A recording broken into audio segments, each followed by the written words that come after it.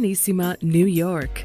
Your exotic skin, hair, and beauty source, and your one-stop shop for all your natural and organic skin and hair care, featuring authentic organic Moroccan oil and prickly pear seed oil and much more. Bringing you only the best, straight from the source and proudly produced in the USA. So what are you waiting for? Shop today at www.organissima.com. Organissima, New York. Your beauty is our duty.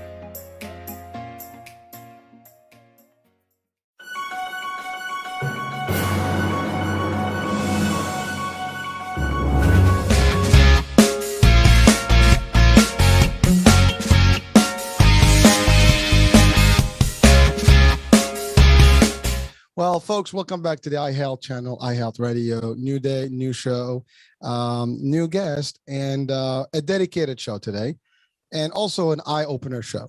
And it's a very unique angle that we're going to close. Again, this is the last two shows are going to be a little bit intense for the end of this year, but what important topics that we'd like to, bring to the audiences. And, today is going to be a little bit of a law enforcement and healthcare, and it's probably sounding like, what the hell is that? And we're going to talk about it. And we're going to touch in an area of healthcare that sometimes we tend to not talk about. And we talk about health in general. I've had many guests and shows about different health systems and healthcare systems and providers types, but we haven't talked about the veterans and the Veterans Affairs, the Veterans Administration, the Veterans hospital systems, and the care they get and stuff like that. And from this platform, with my guests, we want to salute all our serving, folks today and those who served before. So all our veterans, salute to you guys, and thank you for the work you do. And so without any further ado, I think I have enough suspicion and suspense going on right now. People are like, okay, come on, Hurricane, let's do this. All right, we're going to do this. So I would be Bruce Sackman, and he is a special investigator, special agent in charge with the Veterans Affairs, retired. He is also a private eye and an author of a book, and we're going to talk about all that right now. So without any further ado, Bruce, welcome to the show, and thank you for being with us. Well, thank you very much for having me. I'm very excited to begin our conversation. Well, listen, it's a deep conversation that we're going to have today, and for the most part, it is under my series, Unbelievable but True, because we're going to talk about something that we might not believe can happen or is happening, but it is happening, and no one can tell us better and more about it than you, because you've been a special agent, and we're going to talk about that part, because people think law enforcement is, a lot of, police, maybe the federal, and there's different branches and agencies out there that do different investigating in the law enforcement world, and they tackle different things from health to other things. So go ahead, you were going to say something. That's absolutely true. And most people, I would say most Americans, they've heard of an Office of Inspector General, but they're not really sure exactly what they do. So let me give you a little bit of history of the Inspector Generals and what we do and how I got involved in it. Okay. Go for it. Going actually back to Jimmy Carter, President Jimmy Carter, he actually created the offices of Inspectors General in the various government agencies. And every government agency has an Office of Inspector General. And the purpose of that Office of Inspector General is to ferret out fraud, waste, and abuse in the agency. So if you, with the Inspector General of the Department of Defense, you'd be looking at crimes involving the Department of Defense. If you were with Health and Human Services, you'd be looking in the area of Health and Human Services. So I served as the special agent in charge of the U.S. Department of Veterans Affairs, Office of Inspector General, Criminal Investigation Division for the Northeast. Now, what that very long title actually means is that I was responsible for all major criminal investigations involving the Department of Veterans Affairs and their hospital system and regional offices and clinics from West Virginia to Maine. And that involved a lot of hospitals and a lot of employees. And I retired from that position in 2005. Now, the way the Inspector Generals are set up, most Inspector Generals have an Office of Audit, which means they have auditors who do audits. And then they have an Office of Investigations that do investigations. And that's what I was in charge of the Northeast. But the VA was a little bit unique because we also had an Office of Healthcare Inspections. And the Office of Healthcare Inspections consisted of medical professionals, doctors and nurses and others, who would go around to the VA hospitals and conduct inspections to make sure that the VA hospitals were performing properly. So the VA Office of Inspector General is a little different. Now, agents of the Office of Inspector General across the board, they're all sworn federal law enforcement officers. So they all carry guns and make arrests and do the whole 9 yards, only it's particular to that agency. So my authority was limited to the Department of Veterans Affairs. So anything involving the Department of Veterans Affairs, I had the law enforcement authority for. And I did that from 1980 to 2005. And then I retired from there and I became the director of investigations for a major hospital system in New York City. And I did that for 15 years under contract. And then I retired from there. And then I did spend 6 months at Nassau County government, helping them out with something. And now I do consulting work mostly. I'm doing mostly consulting work. But what was so unusual about my position is that I believe, I may be wrong, I believe that I'm the only inspector general who actually was involved with investigating murder cases in our organization, because most of the inspector generals were involved with investigating fraud, waste, and abuse. And we had plenty of that, as you can imagine. I mean, we had contract fraud, procurement fraud, bribery cases, theft of medical equipment. And then we had, unfortunately, some bad doctors and nurses that were maybe stealing narcotics, and doing some other not so nice things. So that was my regular inventory of cases until one day I got a call that kind of changed my life. I got a call from the director of psychiatry at the Northport, Long Island VA Medical Center. And she said, Bruce, you're not going to believe this, but we have a physician working here who actually spent time in prison for poisoning his coworkers. What? Now, I didn't think that you could get a job at a veterans hospital treating our nation's heroes, and you had spent time in prison for poisoning your coworkers, but I was absolutely wrong. And that's what started me on this very unusual career path of investigating medical professionals who murder their patients. And when I say murder, I'm talking murder. I'm not talking about like Dr. Kevorkian, who people who really wanted to end their life and went to him. I'm not talking about mercy killing. I'm talking about murder, about medical professionals who murdered their patients. And from one case went on to another case, and I've worked and consulted on cases like this all over the world. And inevitably, every couple of months, you would open up the newspaper. Even today, there was one recently at the VA, a nurse who killed 13 patients in West Virginia with insulin. So these cases aren't a matter of history. This is something that continually surfaces forever. So let me go back and let me talk about the first case that I actually had. So I got this call from the chief of psychiatry, and she was talking about this doctor, and his name was Michael Swango. Now, when Michael Swango was in medical school, his fellow students referred to him as 00 Swango, licensed to kill, because it seemed like every time he was visiting patients, they would expire unexpectedly. But they could never actually pin it on him. They just thought something was going on. So the students went to the dean and they said, Dean, we don't think this guy Swango should be a doctor. And the dean said, well, what do you know? You're only students. I'm the dean. I think he should be a doctor. He just needs some more training. He needs a little bit more training. So he didn't graduate with his class. They kept him another 6 months. Next thing you know, he winds up in Ohio State University doing an internship. And at Ohio State University Medical Center, there's a young girl, a gymnast. Her name is Cynthia McGee. She got hit in a car accident. She got hit by another student.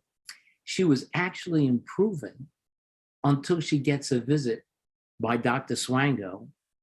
Then she dies unexpectedly, but he doesn't get charged with that murder. The student that hit her with his car, he actually got charged with vehicular homicide, but he didn't kill Cynthia McGee. We learned later that it was actually Swango. Well, the next thing you know, people are dying unexpectedly, and more people are dying unexpectedly, but these cases are very difficult to make. They're very difficult to prove. But they got rid of Swango, and Swango went back to actually what was his first love, which was being an EMT, because he craved the excitement of being an EMT, pulling up on a scene where there was injury and death everywhere. This was a real turn on to him, okay? So one day he's with his coworkers and he brings them a bunch of donuts. And he doesn't have one, but they have one. And they all go home and they're sick. And he's calling them up and he says, tell me the symptoms. Tell me everything that's wrong with you. Because he wanted to relive the excitement of not just poisoning the first time, but hearing how they suffered. Well, these EMTs were not stupid. About 2 weeks later, Swango comes in with some iced tea. And he says, hey, I got iced tea for everybody here. Have a drink of iced tea. And he said, oh, we'll have it later, Swango. So they had it tested. It was loaded with arsenic, loaded with arsenic. They called the police. The police did an excellent investigation. They went to his home. They found arsenic. They found books on poisoning. Next thing you know, Swango gets sentenced to 5 years in prison for poisoning his coworkers. Now, again, I didn't think in the United States of America, you could spend 5 years in prison for poisoning people and come out and be a physician. But that's exactly what happened. He got out in about 2.5 years for good behavior. And being a sociopath, he could charm anybody. And he started fabricating documents. And he fabricated documents to show that he was only in jail for 6 months for a barroom brawl. And the governor of the state restored his civil rights. It was all bogus, completely bogus. Well, some hospital administrator on the West Coast bought it. And the next thing you know, he's working as a physician on the West Coast. And he's doing pretty well, actually.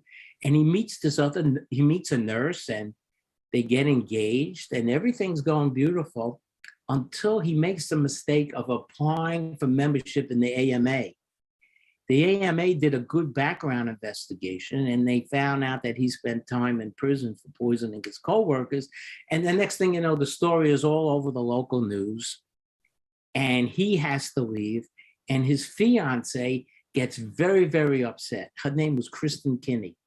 And Kristin Kinney, the last couple of months was getting all these headaches and just not really kind of feeling well. So she leaves the West Coast, she goes back to mom in Virginia, and she's getting better. The headaches are gone until Swango shows up at the door. And next thing you know, she can't really say no to him because he's so handsome and charming. And she starts getting the headaches again, and then he leaves, and she says, Mom, I love this guy, I can't take it anymore. She goes to the park, she takes out a gun, and she blows her brains out. Well, you can't blame Swango for that, can you? Well, actually you can, because even though the family had the body buried, they kept a lock of her hair and we tested her hair and it was loaded with arsenic. Swango was even poisoning his own fiance. Well, eventually he winds up at the Northport VA Medical Center when I got that call. Oh, and by the way, do you know what program he was on?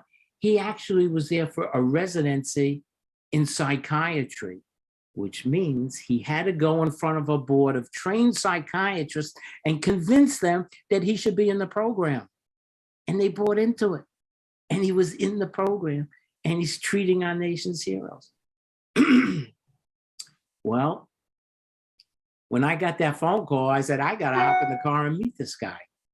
So I hop in the car with one of my agents. And I'll tell you something, this guy Swango was handsome, charming, looked like a movie star. I mean, if he dated my daughter, I would have been thrilled not knowing any better. A handsome doctor, ex-Marine. I go, wow, what a catch. And I started asking him about this. And at first he gives me the same story, the barroom brawl, the whole thing. And then when I, increase it a little bit, that's when he doesn't want to talk anymore. And he has me leave. And I didn't have any evidence to arrest him because I didn't have any evidence that he harmed anybody out on Long Island. And the next thing you know, Swango is gone. He leaves the country. He goes to Zimbabwe because there's a real shortage of doctors in Zimbabwe, Africa.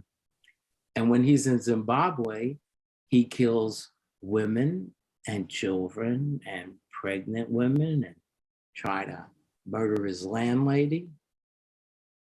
And then he was going to move on actually to Saudi Arabia because they suspected him there. But he had to come back to the US to renew his passport. And that's when we arrested him, but not for murder, because we didn't have any evidence that he murdered anybody, okay? We arrested him for what's every federal agent's favorite crime, lying to the government. It's called US Code 1001. And if you lie to the government, if you lie to an agent, like he lied to me, you're guilty of that crime. So he got 2.5 years in prison for lying to me and lying to the government, all right? And that gave us a window of 2.5 years to try to determine if Swango had murdered any veterans at the Northport, Long Island VA Medical Center. Now, I told you about all the other cases that I had never, ever done a murder case before, never. And I'm talking to my boss and he said, hey, Bruce, you're a good investigator, but you're going to need some help on this. So we want to introduce you to a guy by the name of Dr. Michael Baden. Now, Michael Baden used to have a show on TV called Autopsy. And many, many of these high-profile cases, you'll see him there. So I went up, he was up in Albany, working for the New York State Police. And even though nobody else wanted to help me, Michael Baden said, I'll help you, Bruce. Well, I'll show you exactly what to do. And this is what we're going to do. The first thing we're going to do is we're going to pull every medical record of every patient who was at the Northport VA when Swango was there, every patient. Then we're going to assemble a team. And this team consists of, well, himself as a forensic pathologist, a toxicologist, a physician who's trained in chart reviews, who can look at a chart and try to determine if the patient's death was unexpected and there doesn't seem to be any reason why that patient expired at that time. And then this relatively new profession at the time called forensic nursing. And these are nurses that are trained in both forensic science and nursing science. And they were phenomenal. They were incredible. They were such a big help. So this team narrowed down the number of victims or alleged victims to about 5 cases where we could not make a reasonable determination why these patients expired when they did. Now, Michael Baden explained to me this. He says, Bruce, natural death is like you shut off a fan and the blades gradually slow down and stop. But these people expired like turning off a light bulb. You're bright one minute and dark the next, all right? So what are we going to do? We're going to have to get court orders and exhume these bodies. They were all buried. And we'll have to, do another autopsy and toxicology and all that. So what we had to do is we had to go to the families. Now imagine if you get a knock on the door and I say, hi, my name is Bruce Sackman. I'm with the Inspector General of the VA. And we have reason to believe that your dad's death at the VA may be of a suspicious nature. Can we have your permission to go to the cemetery and dig up his body and conduct tests? That's a visit you'll never forget. And the families were great. They were terrific, as they always are. They were terrific. Sometimes the families want to be there. They actually want to be there to witness the exhumation. Other times they didn't. And of course, we were very, very respectful. We bring flowers to the family, and we promised that we would return the body, in the same condition that it came in.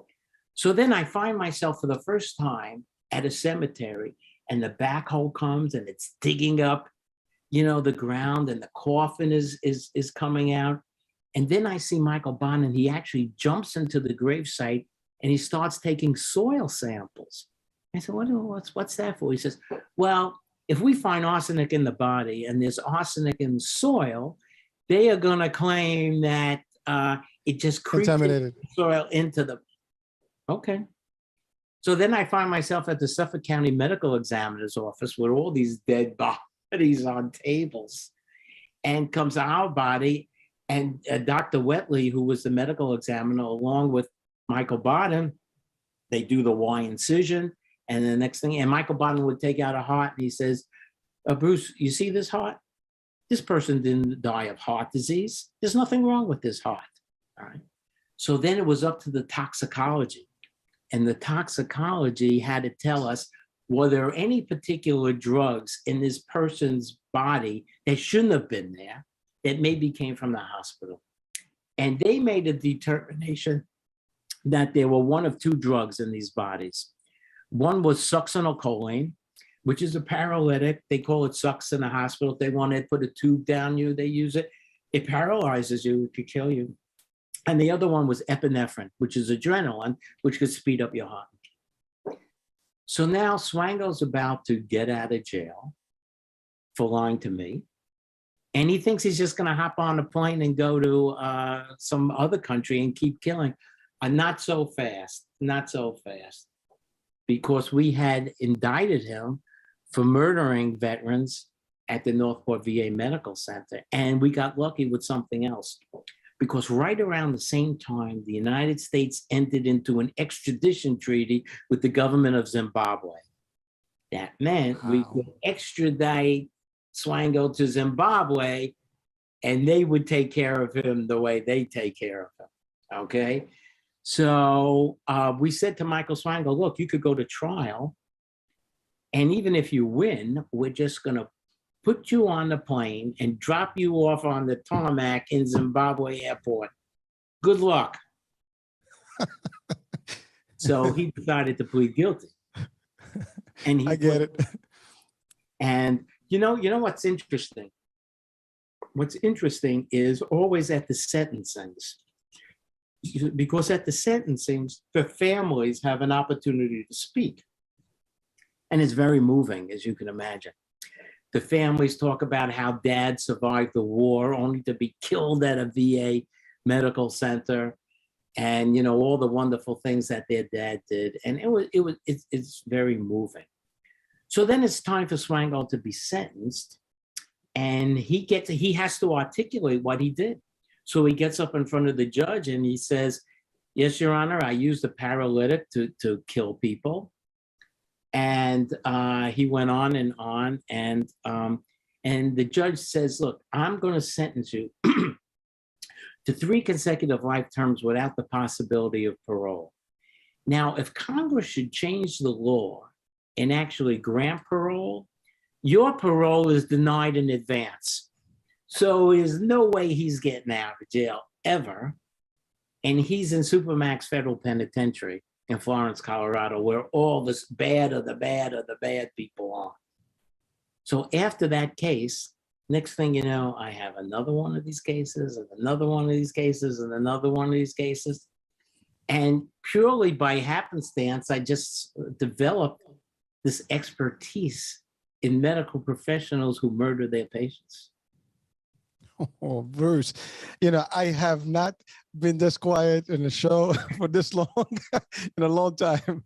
You're literally like me out of, my seat right now. I was just like, watching and listening. It was just like too much to absorb. And I have to say, I mean, our audiences are probably like just baffled right now, like, wow, this is real. I have to dissect a lot of the stuff you discussed right now, and we can have a little bit discussion on it. First thing is your career path. I mean, I have to say it's an interesting path, and it's a path of law enforcement. Yes, you had a different agency, and thank you for clarifying about the Office of Inspector General, because I'm aware of the existence of those departments, and because I work in the healthcare also. And we do actually report to them and have different things, fraud, waste, and abuse under CMS and, regulatory and things like that. So I'm very familiar with them, and we've actually done investigations and conducted and submitted documents and things like that to those folks out there. I even met with some inspectors, myself in some investigating, situations. So, but that for people listening in, and this is a worldwide audience, I mean, that's like, we think federal, the FBI, we think, IRS, we think those are the standard law enforcement and the local, cops and the sheriff. My own family was convinced I was in the FBI for years, even when I kept telling them I wasn't in the FBI. Well, again, when people think when they think federal law enforcement. Well, there's a lot of, that's the other thing. Homeland Security is comprised with a lot of different agencies and things like that. So the idea of a federal, because what we see in the movies, typically the federal, and FBI is the predominant. There's DEA, there's ATF, there's others, but they all do the same thing for different agencies and different purposes, and they have different jurisdictions. And in your case, you're with the vets. You're literally protecting, the ones that protect us in a way. I mean, think about it. We at least investigate things that affect them, and because again, fraud, waste, and abuse on its own can be very costly. Yes. And I mean, the VA administration is, sponsored by the government and things like that. And so therefore, any fraud, waste, abuse affects everybody and taxpayers' money, and, you name it. And frankly, you said it clearly, heroes are being treated there, and therefore they should have the best treatment. They shouldn't be exposing them like this. The idea that the kids, are talking and stating that my father survived the Vietnam War, survived the Gulf War, and yet he was murdered in the VA hospital. Just the idea of thinking about that is almost like, it's something that is not easy to absorb and accept, as a concept. And the idea of thinking that people are doing this, you think hospitals and healthcare systems, you think malpractice, things happen. Error, but this is premeditated. This is like somebody that is actually intentionally murdering people. Different. Medical errors, I think they say, are the third largest cause of death in the United States, but we're not talking about medical errors here. We're talking about a very, very, very tiny subset of people that choose the medical profession. I don't think most of them choose it initially with the intent of killing. I think the things happen in their lives and happen on the job that kind of change them sometime. But, if you think about it, and look, I want to preface the rest of my remarks by saying this. The overwhelming majority of healthcare professionals are the most honest, hardworking, dedicated people you'd ever want to meet in your life. And I know, because I met the bad ones, and I met the bad ones through the good ones who were so pissed off about what was going on, they would call me and tell me, get rid of this nurse or get rid of this doctor, because they're hurting the rest of us. And the last hospital I worked, and even at the VA, I mean, they performed miracles every day. So if you're working in an environment where people have taken an oath to protect, to save lives, it's very difficult to accept that somebody is intentionally taking lives. It's very difficult to accept that a fireman is intentionally starting a fire. or that a policeman is actually intentionally committing a crime. But these things happen. They happen. And now, so if you think about it, if you're so inclined, think about this, if you're so inclined to commit a series of murders, what profession and what location might you choose? Well, you'd want to choose a profession that has the power of life and death over someone. And we know which professions have that power, right? Then I think you might also want to choose a profession where everybody takes that oath, whether it be the Hippocratic Oath or there's a Florence Nightingale oath. They're basically the same. Do no harm to patients and do everything you can to save lives. And 99.9999% of the people actually follow that scrupulously, all right? Now, you might also want to find a profession where the victim and the family trust you implicitly. Listen to that nurse, sweetheart. Listen to that doctor. They have your best intentions in mind. And of course, again, they all do have your best intentions in mind, except for this tiny, tiny, tiny, tiny little group, okay? Now, you might also want to work in a location where the strong and assertive become the meek and mild. When people go in the hospital and they're not feeling well, they don't question anything. They just kind of let around. Even that big, tough construction worker is sick and he's scared of that little nurse coming with that big needle, and they don't question anything. So, boy, that's a pretty good environment to work in, How about working in a place where there's a shortage of skilled professionals? And we see this now all over the country, unfortunately. And in some locations, even in the United States, it is extraordinarily difficult to find nurses and doctors, and not just during a pandemic, but anytime in remote locations.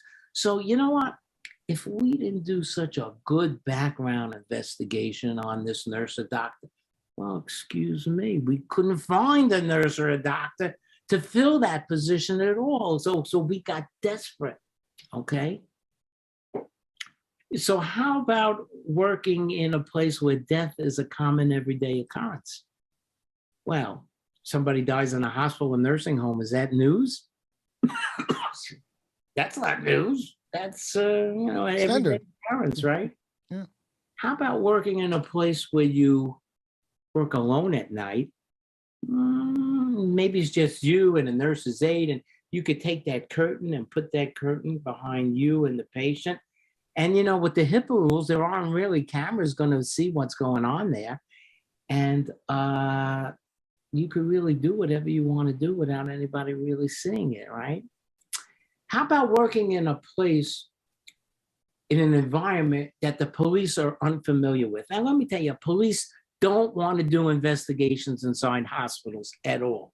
First of all, they don't understand the HIPAA law. They don't know what records they can get, what they can't get, what they need a court order for, what they need a subpoena for, who's responsible for what. They don't understand. Look, most cops, and I include myself in this, didn't become cops because we're good in chemistry and biology, okay? So we're very easily challenged by the science and the complicated administration. Like, where are the records? Who has the records? Are the records the same in this as that? I mean, can I access these records?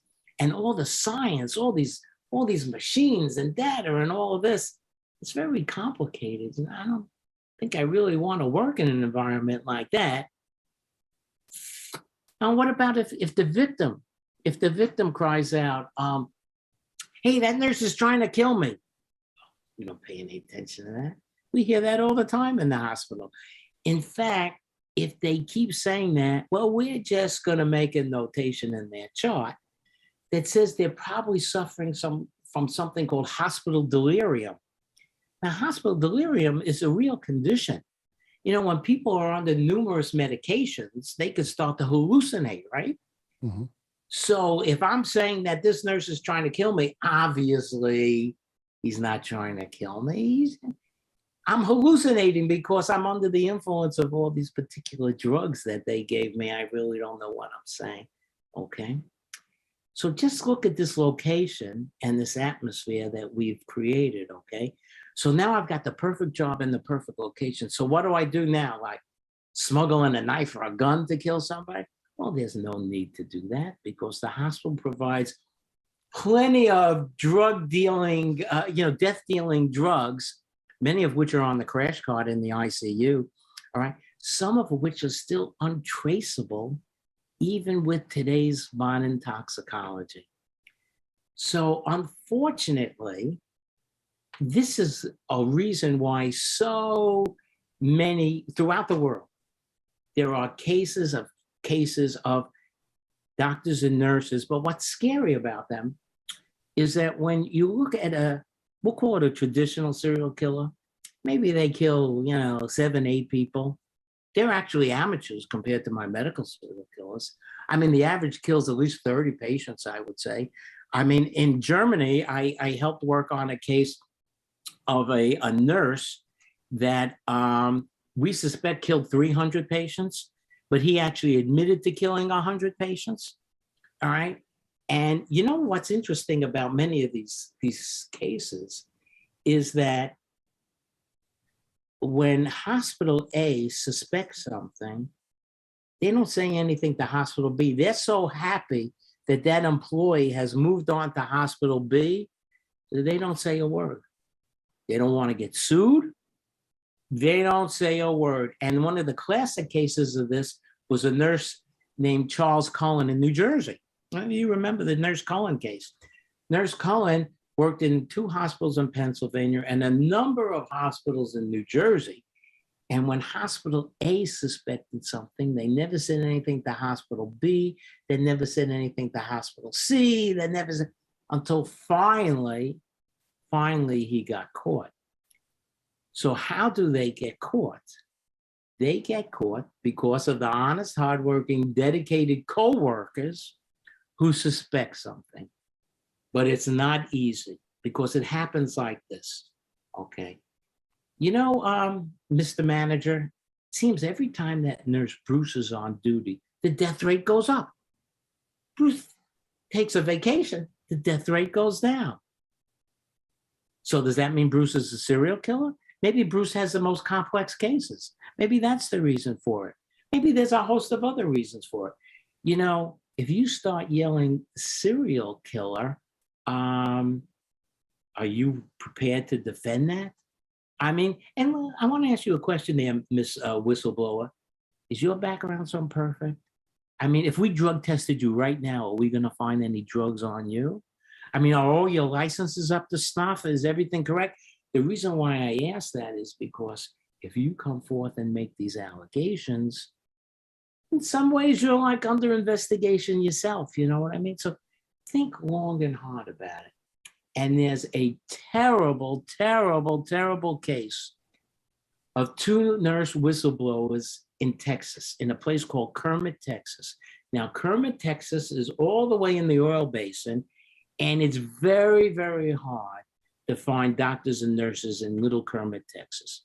In fact, the management will tell you, we have to go all the way to the Philippines. We've even brought nurses in from Ireland because we can't find anybody.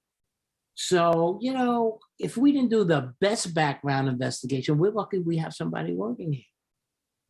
Well, these 2 nurses who happen to be the entire compliance department of the hospital, they go to the manager and they say, we think this doctor is harming patients. Do something about it. And the management says the same thing. Did you actually see him harm patients? I don't think the evidence is sufficient here. So go back to your office and shut up. So they go back to their office. They say, what the hell do we do now? So one nurse says, I have an idea. Let's send an anonymous letter to the Texas State Board of Nursing, and let's complain about this one particular doctor. So they send an anonymous letter actually to the state medical board, and the doctor gets wind of it, and boy, is he pissed. So he calls up one of his patients who happens to be the local sheriff, and he says, Sheriff, I think these women are intentionally trying to harm me, and I think they're breaking the law. And the sheriff says, don't worry, Doc, I'm on the case. And he gets a search warrant for their hospital computers. He goes in their hospital computers and he finds out that they are the authors of the anonymous letter to the state. The sheriff actually arrests them and has them charged with misuse of official information, which is a felony in those parts. And these women get fired and they get arrested. And for what? For misusing official information to notify the state about a doctor they think is harming patients. Well, it actually goes to trial. And the jury's out for about 20 minutes and they come back and they say, are you kidding me? These nurses deserve a medal for what they did, not to be criminally prosecuted. But what kind of message does that send out to other whistleblowers? All right? What kind of message? They say, hey, you hear about those 2 nurses in Texas? You heard what happened to them? They blew the whistle, they got arrested and all these terrible things. Yeah, at the end they won, but do you want to go through that? Do you want to go through that? I don't want to go through that. So you know what? Keep your mouth shut and don't say anything and just let them go on. And you know, I've given presentations on this all over the world. And inevitably, at the end of the presentation, some nurse or some doctor will come over to me and say, you know, Bruce, there was this doctor, there was this nurse that we kind of suspected of something, but we never said anything. And he moved on and we were just glad. And now we're so sorry that we never said it and moved on. Now, one of the good things that come across this Nurse Cohen case was that the state of New Jersey actually changed the law and allowed hospitals to report their suspicions to the next hospital. So that has indemnified the hospitals, and a number of states have that now, but not every state has it. And another good thing to come out of the Swango case is that the world of medical credentialing has improved dramatically. Now, before you're a doctor or nurse in a hospital, you have to produce all kinds of evidence to show you are who you say you are, that you have all your education is correct, and they've tightened it up tremendously. Doesn't mean on occasion some things could slip through, but it's much harder now to hire another Swango as it was. You know, and one particular case talking about whistleblowers. In the book, there's a story of Kristin Gilbert. Kristin Gilbert was a nurse in Massachusetts, a VA nurse in Massachusetts, in Northampton, Massachusetts. We suspect that she killed about 30 patients, Sam, and she used epinephrine. And and these investigations take a long time. We did the investigation and we proved she was guilty, but the whistleblowers, the way we found out about it was again through the honest nurses who came forth. They went to management first, management poo-pooed it. They came to the Inspector General. We did the investigation with the help of these wonderful nurses. But these nurses, they had issues in their background. They had some drug use, they had personal issues. All these things came out at the trial. It took a lot of courage for them to come forth. But after the case was over and after she was found guilty, the nurses went back to work. And do you think they were greeted as heroes? Just the opposite. Their coworkers were angry at them. You see what you did to this hospital? Now every time people read about this hospital or drive by this hospital, they don't talk about all the great medicine. They don't talk about all the lives that we saved. You know what they talk about? That's where that serial killer worked. That's where. You see what you did to us? We spent our lives trying to save people. We spent our lives building our reputation, and you destroyed it. You, whistleblower, destroyed it because you couldn't keep your mouth shut and you had to bring in the cops to take this woman out. And that happens sometimes too. That happens sometimes too, and it's really a terrible thing. You know, in Germany, that nurse I was telling you about in Germany, for the first time ever, managers who suspected something in hospital A, but allowed him to move on to hospital B, got charged criminally with aiding and abetting the murders. Now, they haven't been convicted. We'll see what happens in Germany. You know, the law's a little different there. But I really hope they are convicted, because that will send out a message, you know, that you just can't pass somebody along when you have these terrible suspicions of how they harm somebody. Wow. You know, I try. You know, I have so many questions, and you just keep going and the good stuff, and I don't want to stop you. But really, first of all, I want to thank you for the preface you had made about, you know, it is a reality. We cannot, this is not a paintbrush everybody equally. The majority of the healthcare workers, they do it with a noble, you know, mission, and they're amazing people. They're fantastic, amazing people. That is right. And they do it with the heart. They put in, you know, blood, sweat, you know, risk. I mean, just look at the pandemic. I mean, these folks were heroes, you know, where everybody was running away from the pandemic, they were in it. And so we want to thank them for everything they do. But you're right. Nobody has more respect for nurses than I do, and I've arrested a number of them. But I found out about them from the honest, hardworking nurses who told me about them. And Bruce, you know what? I tend to look at people in two categories: the good and the bad. And so I do hope that there is plenty of good in this world and very few bad ones, and bad apples, as we refer to them. And those are the ones that are out there. And unfortunately, it's part of society. It's been always in life. The first crime on this planet was murder. You know, if we think about the history of the children of Adam. So, but the bottom line is, you know, it is unfortunate that there are people that use certain functions, like you mentioned, whether it's in any business, right, or any industry, there's always bad people or corrupt people. And in this case, you mentioned also a couple of elements. One is credentialing. Today, with the technology we have, with all the systems are synchronized now, in nationally and internationally. A lot of communication is happening in real time between governments, between agencies, and so on and so forth. We didn't have this in the 80s and early 90s. Before the internet, that was like, you know, forget about it. Well, Swango was actually when the internet was first coming on board. And I think if the internet existed, he wouldn't have gotten where he did.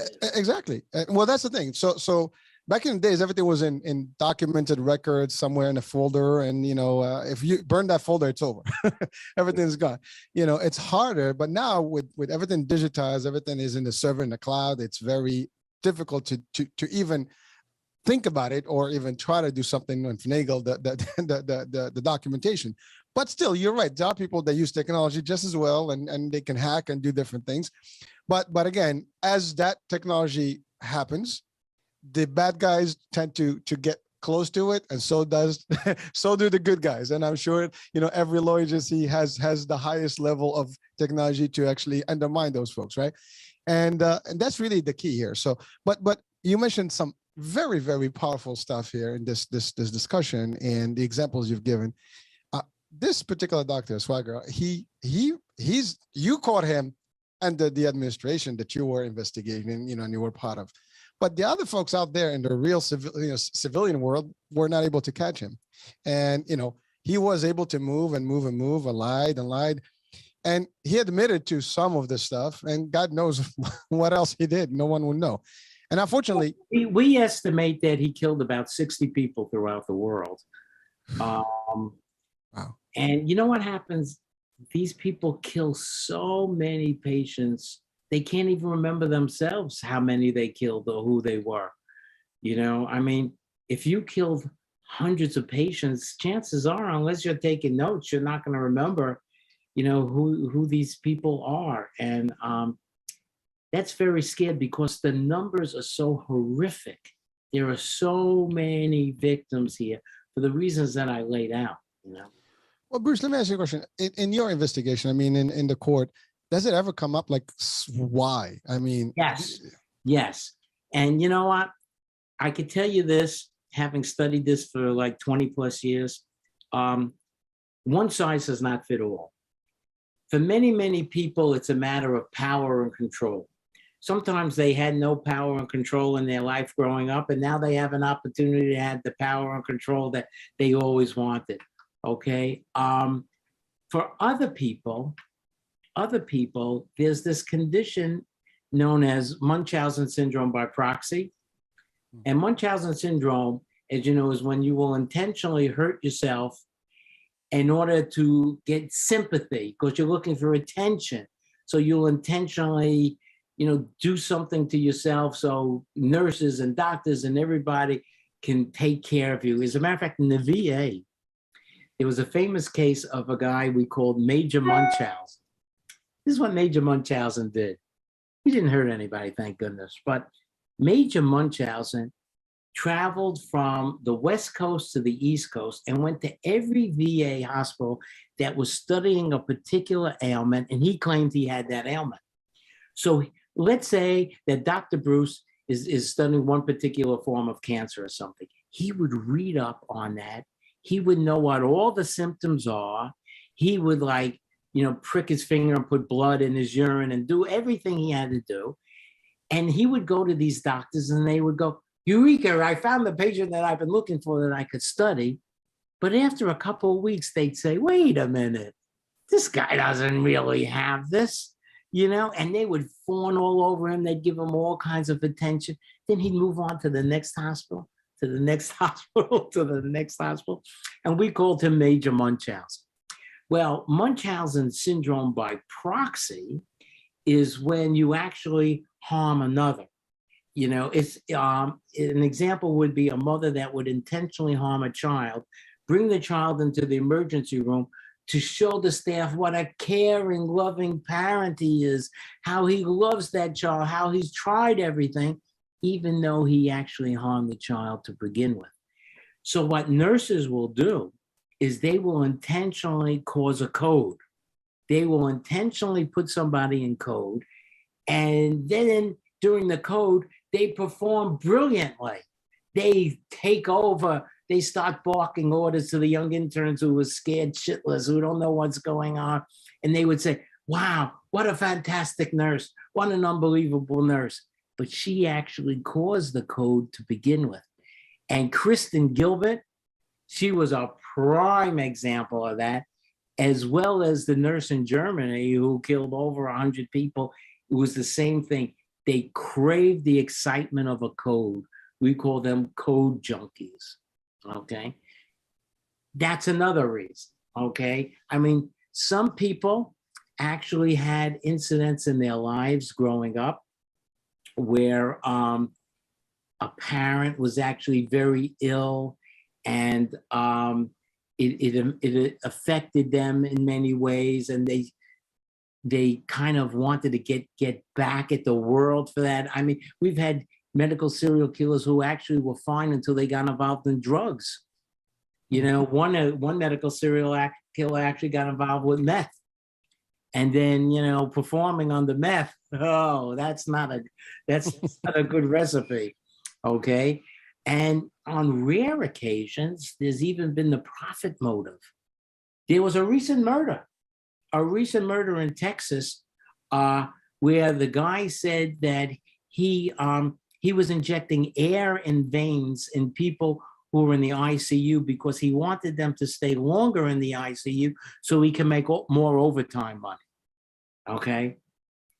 There's actually Harold Shipman in England, who is the undisputed, undefeated champion of medical serial killers, who did kill 300 patients, and he would steal from the patients.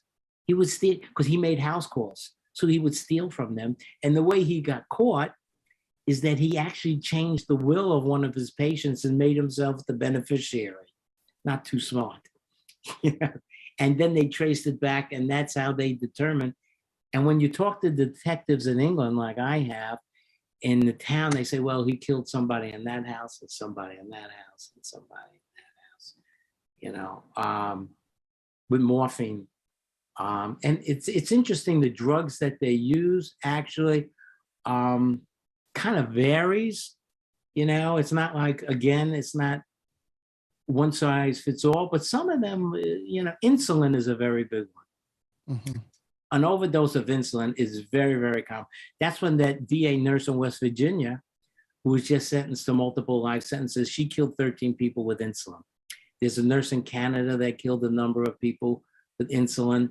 insulin is one of the more common murder weapons, you might say, along with succinylcholine and epinephrine and diamorphine and potassium. I mean, there are a lot of drugs out there, a lot of drugs out there.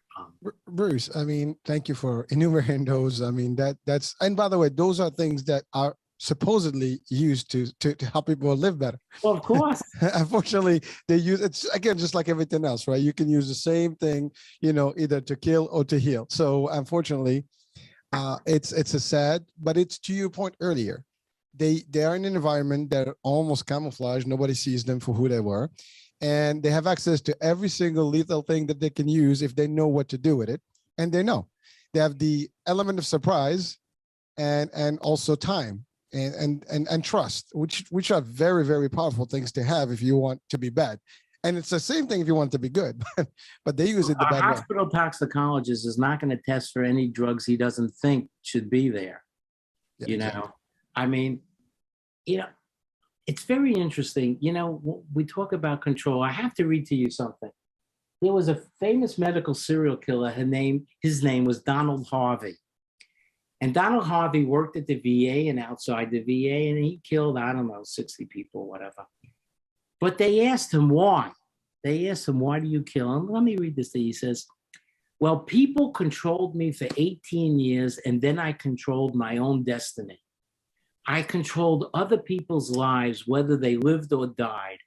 I had that power to control. After I didn't get caught for the first 15, could you imagine that? After I didn't get caught for the first 15, I thought it was my right. I appointed myself judge, prosecutor, and jury, so I played God. You know what? If you kill 15 people and nobody even questions it, maybe you'll start to believe that you have some kind of divine inspiration or God knows what, right? 15 people and nobody even questions it. But Bruce, you gave a couple of I guess reasons behind these, but it's all psychological. I mean, at the end of the day, these folks do have something off. I mean, at the end of the day, that's the bottom line to it.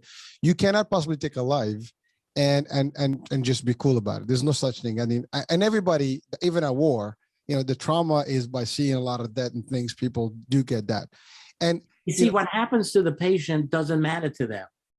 Right. What matters to them is the excitement, the thrill of actually taking the life and getting away with it. Well, you don't get away with it. That's unfortunately, they don't get away with it. Eventually it gets you. That's the part of, justice will prevail. And unfortunately, to your point, everybody that ever did a crime, they get caught sometimes in the future. Sooner or later, they get busted. Sooner they make a mistake, and sooner somebody will be smarter than them. In this case, you guys. And frankly, thank you for the work you do, because without you guys, there will be a lot more. Well, you know what? You got to thank the whistleblowers too, because a lot of courage, boy. And I tell you, the doctors and nurses who come forth, they're my heroes, man. They have a lot of courage. So Bruce, sorry, Bruce, I want to talk about that because there are a few items that you've highlighted with the whistleblowers. First of all, whistleblowers, just to define it, is very simple. Somebody that blows the whistle on some activity, right? It's just as it sounds. They see something, they report it, anonymously, or they actually report it physically, or they just come forward. I know in the federal, system, it's a little different. You have to have certain background and so on and so forth. Like to your point, as you said, you have to be clean too, in a way, and be willing that your stuff is going to come up, because you're going to be a public case, right? Everybody's going to know about you when you have to be ready for the outcome. You're not just going to be hidden. This is not like report it and disappear. If you get to court, you're going to be in court, and people will judge you, good, bad, ugly. Even if your intents and intentions are good, you're still going to be judged. In the case of those two nurses, they did a terrific job. They still got punished for it, and just by going through the system wrongfully, and even by being, I guess, cleared, and they go back to their work, they were not welcomed because people did not realize what the good they did. They just looked at them like, oh, they harmed the hospital reputation, and that's bad. But you're right. It takes guts. It takes a lot of courage and bravery to actually have, to come up and really bring this to the authorities.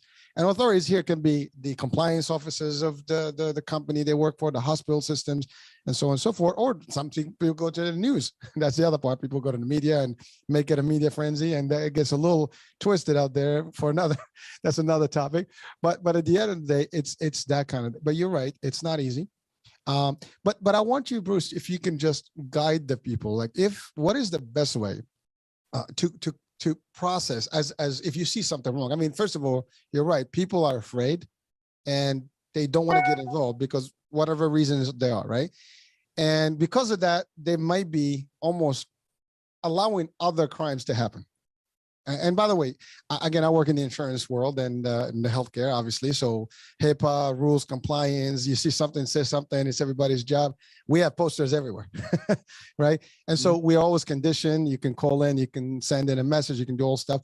But you're right, sometimes people do it. And there's a percentage, again, even the whistleblowers, they do it intentionally, because I've seen that happen where someone wants to do it to gain money because they think there's money to be made, and they do it because they have, they're disgruntled with the company and they just want to do it to spite them. There is that, again, we're talking about bad and good in the same scenario here. Even the whistleblowers can be the good ones and or the ugly ones. But we're talking about the good ones that are really seeing something wrong that is affecting lives or can literally affect lives. And by the way, lives here can be as simple as the business closing, for example, the healthcare hospital, not having, anything and shutting down for whatever reason. Could be many things. But the idea is, what would be your advice from an investigator and your expertise for someone to come forward and be at ease? Yeah, people have to remember that, if you're talking about a bad accountant, you're probably talking about people losing money. If you talk about a bad lawyer, that could be terrible too. But if you talk about a bad healthcare professional, you're talking matters of life and death. And that is really kind of paramount, And I tell people, look, there's a chain of command, and you should follow that chain of command. And I think now, healthcare has changed, and the management is much more aware of this, and they're much more aware of the need to get to the bottom of this thing properly. So I always encourage people to go to their compliance department. I know I worked in the compliance department at New York Hospital for 15 years, and we took everything very seriously, and we treated our whistleblowers like Fort Knox gold. One, we didn't want them to go to the press.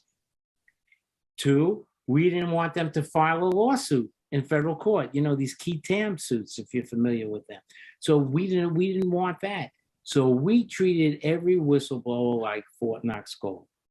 Now, were some of them less honest and sincere than others? Damn right. But in my experience, when a professional would come to me and say, Bruce, something's wrong. I've been doing this job for many years and something just doesn't seem right. In my experience, that person is spot on more often than not. So I think that most managements have changed now to embrace whistleblowers much more and to be more careful with them and to protect them. So I think it's a much safer time than it was historically for whistleblowers to come forward. Well, I think, Bruce, the name, the idea of whistleblower, I think that's what's actually, that makes people scared of it. Because when you think about she is a whistleblower, it's like almost like you're quoting it as a bad thing, and it's not. Yeah, like you're not a team player anymore. Exactly, and that's really, I think, what it's almost like just an environment that is created with that name, that is the tag that you have. And then people are like, I'm going to be labeled. That's like, I'm being literally, nicely tagged, and I have a little spotlight on me. No one wants that. Whistleblowers have the opportunity to come across anonymously too. But I'll tell you honestly, an anonymous complaint doesn't rise to the same level as a complaint of somebody who's coming right up and saying, here I am, ask me anything. That doesn't mean that we haven't had great cases from an anonymous complaint. I'll give you an example of one I had. a letter comes in and they said, you know, Bruce, in one of the hospitals, we seem to be buying an abundance of oxycodone. I don't know why we're buying so much, but we're buying so much. Signed anonymous. Okay. So that led to an investigation where we uncovered the director of pharmacy actually stole 200,000 doses of oxycodone from the hospital pharmacy over 5 years. It was the largest known theft by a pharmacist of oxycodone ever. And the case made headlines around the world. I even got an article from New Zealand about it, okay? And that came about from an anonymous letter, All right. But I could tell you that that's one success, but many times anonymous letters don't have sufficient information. You know, they don't have sufficient information, so the investigator doesn't even know where to begin. So as detailed, if you want to stay anonymous, that's fine, but you have to try to make it as detailed as possible so that the investigators know where to go and they know what to look for. You know, got somewhat lucky because when it's funny, when I did this investigation, I went to the hospital pharmacist and I took with me the chief pharmacist from the hospital system. Because what do I know about pharmacies, you know? And so we sit down with the pharmacist and I said, you know, I got this anonymous letter. I don't know, you know, about all this oxycodone being on. Can you explain it to me? He says, oh yeah, Bruce. He says, look, there's actually a study. See, we have a study involving oxycodone and we have a separate pharmacy that just deals with studies. So I've been buying all the drugs for this study, but there's an official study, so don't worry about it and go back to the office. Well, that's terrific, Mr. Pharmacist. I really appreciate it. Can I see the study? I mean, I have to just kind of look at the study and I just have to say, well, you know, Bruce, I don't have it. Come back next week, I'll have it for you. So next week comes, he says, oh, you know, Bruce, it's in storage. I still don't have it. The guy's name was Anthony. I said, look, Anthony, I got to have this study because my boss is going to be all over me if I don't have this study. So we came back 2 weeks later and said, okay, Anthony, I'm ready for the study. And then he says, well, there is no study. And I've actually been taking the drugs over the last 5 years. And we had to go into every system, and you know the systems that are there. And we had to track everything. And not only was he taking oxycodone, he was taking other drugs, and he was selling it to some bad people in Staten Island. All right. And he actually got prosecuted, of course, and he went to jail. And you know what? He actually could have gotten the death penalty because under the New York State drug kingpin statute, he stole so many drugs and resold so many drugs, he could have actually gotten the death penalty. What he did, though. He cooperated, he answered all the questions, and he got 5 years in jail. And that all came about because of an anonymous letter that wasn't even that detailed. But I would tell whistleblowers, please try to make it as detailed as you can. It'd be much more helpful. But Bruce, in this case, I mean, ultimately, it was trends. I mean, if the volume is there and you can track it, and it took. Oh, you know what? That's a great point because you would say, didn't anybody notice that there were 200,000 extra doses of over 5 years oxycodone purchased? Well, no, because it was over 5 years. All right, and because of this study that he claimed he was buying for, nobody questioned it. Just one pharmacy tech actually questioned it, but nobody else questioned it. Well, you know, that's interesting because normally, no matter what level you are, you have to report your stuff and financials and everything. I mean, it's kind of fishy that no one caught up to. That's a lot of money. But he got away with it. He got it. Unbelievable. And it's funny, you know, at first he said, oh, I was using the oxycodone, but we had him tested for oxycodone. He wasn't using it. It was bullshit. Another one of his stories, you know. If he was using that much, he would not be working there. He'd be dead. I'd be at his funeral, not at his trial. I'm telling you, man. Well, listen, I mean, they try. You know, it's amazing that the human mind is capable of such good things, yet some people choose to use it in the wrong way, and they turn it into a criminal mind instead of a positive and helpful. And I mean, it's amazing. Like sometimes I don't get to it. I can't even get a handle on how people, I say this to even in trainings when, because I had a share of fraud, waste, and abuse in the insurance world. I mean, that's big, right? Sure. And people tend to do crazy stuff. I mean, in the Medicare space, I work in the Medicare government, the government programs. So Medicare is our product. And sometimes you have agents that actually misrepresent, mislead. Sometimes people forge documents, enrollment forms, people get enrolled in a plan. They don't even know what the hell, I never signed anything, right? I'm like, why would you do that? Why would you do something that bad when you know your outcome is going to be bad eventually? It's going to catch up to you no matter what. It's just a matter of time.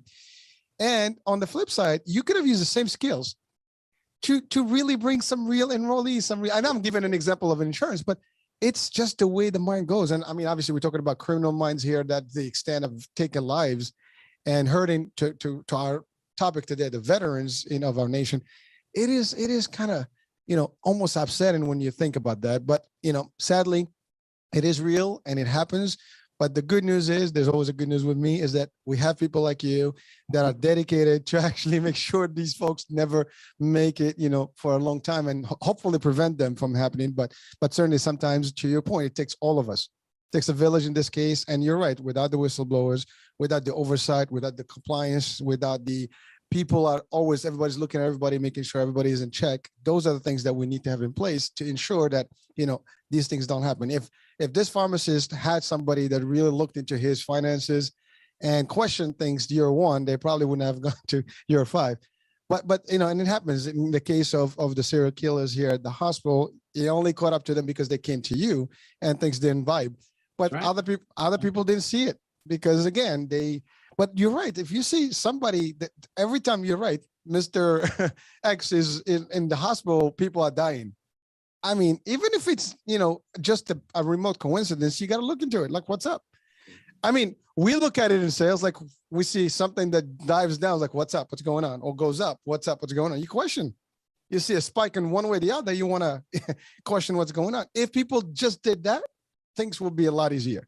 And hopefully lives saved. But unfortunately, it is going to be this is not going to stop here. And, this is continuous. There's always someone that's going to find some switch in their brains, and they're just going to tell them to do bad things, and they're going to continue doing it. But lesson to be learned, if people are aware, people are watching, people are listening, we all are responsible to do the right thing. We all supposed to help and keep our eyes and ears open. And, sometimes if it means that we have to come forward and make statements and do whatever we need to do to help, saving a life is a good deed. And, I think we should all look forward to that and do our thing. So we've exceeded the hour. Just pretty cool stuff here. And, sad, cool. I mean, it's a mixture of feelings right now, but the good news is that you are a hero in my eyes, because, and the people, of your likes, because you actually are helping for, the communities to sleep at night, for our veterans or even our civilians in general, for all investigators out there, law enforcement. Some people, there's all these challenges about law enforcement stuff. I still believe that, again, my rule is 99%, 0.999 is all good. There's 0.001% that is bad, and that's in everything and everywhere. And we ought to look at that, side of the good versus the bad. And I think but we don't have to, neglect the existence of the bad one, because we have to be mindful of it and be always looking out for those, because that's what happens. And that's where we have these offs. But I want to kind of wrap up the show by talking about the book. You mentioned the book briefly. So the book's name is Behind the Murder Curtain, right? Behind the Murder Curtain. I'll show you for those. Here it is, Behind the Murder Curtain. It says, a special agent Bruce Sackman hunts doctors and nurses who kill our veterans. All the stories here are true, unfortunately, but they are true. But it's a very fast read, and it's a real eye opener, because there are a lot of cases other than Swango that are in the book, and it explains how difficult and complex it is to actually investigate these cases successfully. But it can be done, and it has been done. And I have a website. It's the same name as the book, behindthemurdercurtain.com. So you could go to that. And there's an email address at the website. If you have any questions, call me, contact me, anything. I hear from people all over the world. It's very interesting what people have to say. If you get the book, I ask people to maybe do just a quick review, on Amazon or Goodreads or something, just to tell me what you think about it. It's definitely going on my recommended list of reading. So, in my own affiliated, account. So definitely it's going there. But the description and the actual link of the website and the book will be in the description of the show as well. So people can have access to it.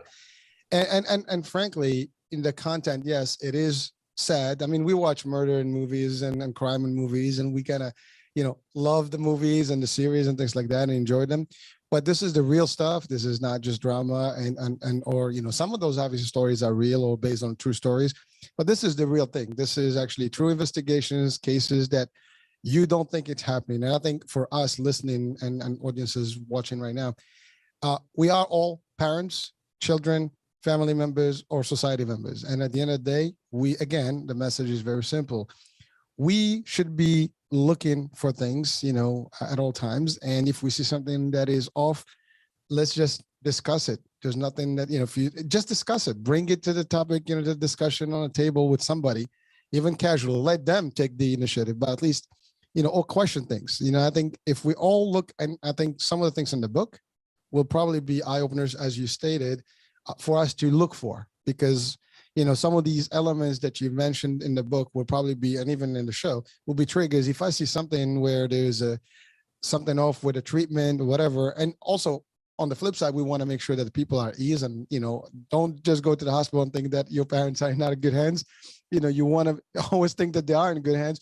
But at the same time, if you see something, speak. If you don't trust the doctor, ask for a different doctor. I mean, you have certain rights, you have abilities. If things are off, your parents, your kids, your family, your spouses, whoever it is that you love, you should be able to take care of them and be able to at least be aware that things can happen. But don't think it's all bad and go crazy and well, what are you doing? You're going to pump air into him, whatever. The professionals are going to do their job to save lives and they do it.